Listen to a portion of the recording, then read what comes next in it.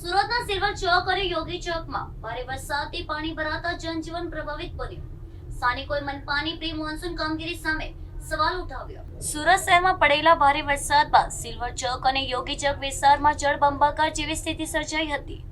રાત્રે લગભગ 3 વાગ્યે બંને વિસ્તારોના મુખ્ય માર્ગો વરસાદી પાણીમાં ગરકાવ થઈ ગયા હતા. રસ્તાઓ પર ઘૂંટણસમાં પાણી ભરાતા વાહન ચાલકો અને સ્થાનિકોને ભારે હાલાકીનો સામનો કરવો પડ્યો હતો. અનેક વાહનો પાણીમાં ફસાઈ જતા અવરજવર પણ પ્રભાવિત બની હતી.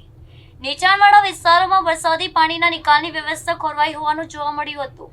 સ્થાનિકોએ મહાનગરપાલિકાની પ્રી મોન્સૂનની કામગીરી સામે સવાલો ઉઠાવ્યા હતા. દર વર્ષે વરસાદ દરમિયાન આવી જ પરિસ્થિતિ સર્જાતી હોવાનો સ્થાનિકોએ આક્ષેપ કર્યો હતો.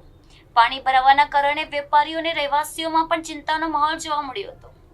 વરસાદી પાણી લાંબા સમય સુધી ભરાયેલા રહેતા જનજીવન પર અસર પડી હતી. સ્થાનિકોએ તાત્કાલિક પાણીના નિકાલ માટે અસરકારક કામગીરી કરવાની માંગ કરી છે. સાથે જ ભવિષ્યમાં આવી સ્થિતિ ન સર્જાય તે માટે કાયમી આયોજન કરવાની પણ રજૂઆત કરી છે. વરસાદી માહોલ વચ્ચે તંત્રની કામગીરીને લઈને નાગરિકોમાં અસંતોષ જોવા મળી રહ્યો છે.